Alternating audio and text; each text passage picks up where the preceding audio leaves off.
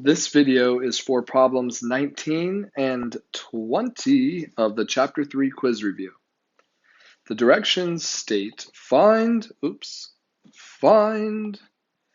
the inverse of function f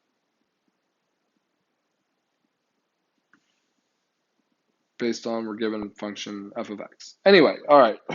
So start out here. I'm just going to go ahead and do the good old switch and solve here. So I'm going to take out my f of x and just replace it with y.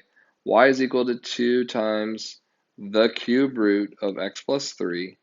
And then we have minus 4.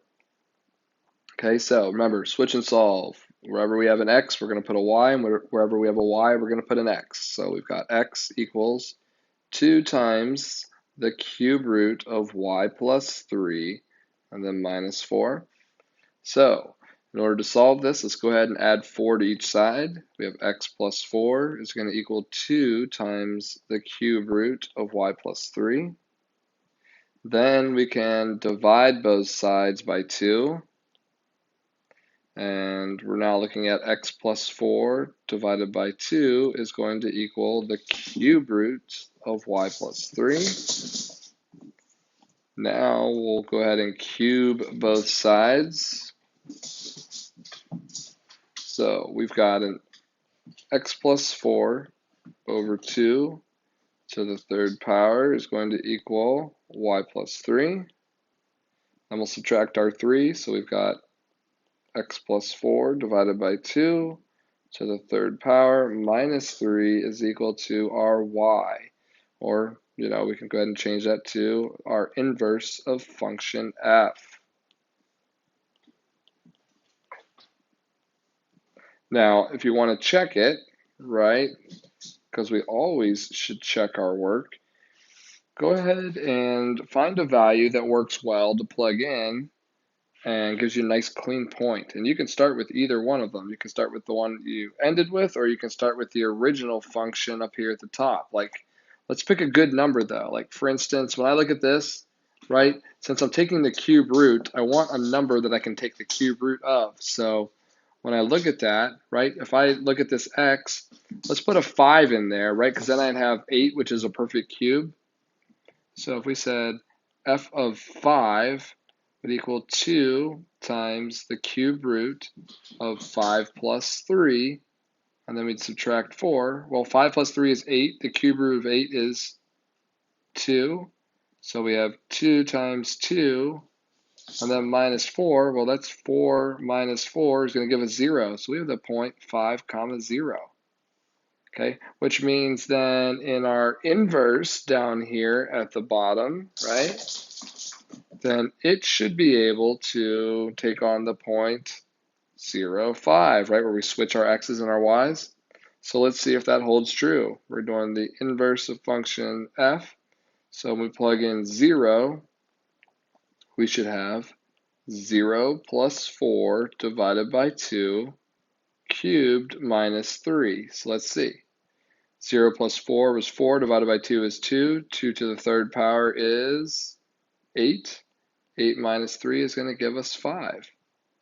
So therefore, I have already determined that they are correct. Those inverses that I came up with are correct. So this is the correct inverse.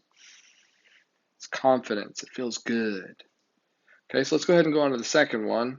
So let's go ahead, we'll take out our f of x and replace it with y. And now we're going to end up doing our switch and solve. So wherever you see the y, you're going to put an x, and wherever you see the x, you're going to put a y. So x equals 5y plus 1 over 2y minus 3. Okay, we need to get the y's out of the denominator, so we'll just cross multiply. We're going to have x times the quantity of 2y minus 3 should equal 5y plus 1, right? And that, you could say it's being multiplied by 1, but that's really not relevant here. Let's go ahead and distribute our x through. We've got 2xy minus 3x is going to equal 5y plus 1. So remember this one, our key here is we need to get this this term and this term over on the same side and get rid of everything else. So I'm going to go ahead, pardon me, I'm going to subtract 2xy from each side. Then I'm actually going to subtract 1 as well, right, for this part. So I'm going to take away 1 here, and I'm going to take away 1 there. So what we actually end up with, right, so this is a 0 pair. Those cancel out. And here, positive 1 and negative 1, those give me a 0 pair that cancel out. So I've got a negative 3x minus 1 is going to equal 5y minus 2xy. And if I'm trying to isolate my y, right, now this term has a y and this term has a y. We could say that they have a y in common, so we could factor it out. It's greatest common factor.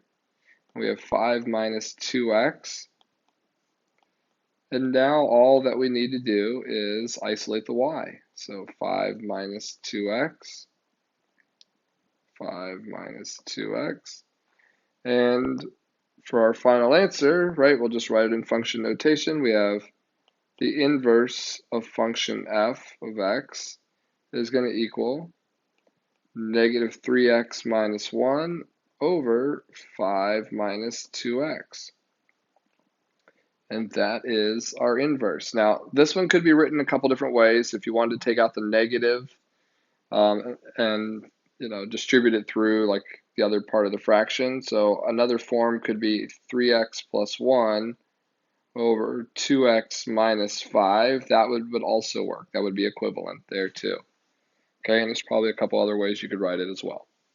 All right, so hopefully this has helped you with preparing for your quiz.